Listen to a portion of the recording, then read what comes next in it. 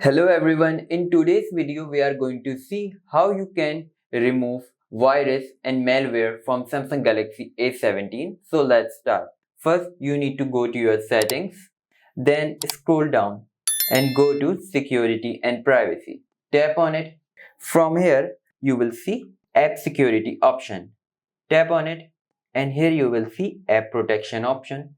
Tap on it and enable this option. Now, after enabling it, as you can see, there is no threat found. So, as for now, our mobile is safe. But also enable this second option, which is Google Play Protect.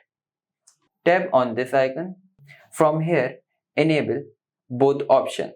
Now, these options will help you to protect your mobile from installing malware apps from Play Store. Now here, tap on scan. It will take few minutes to scan your apps.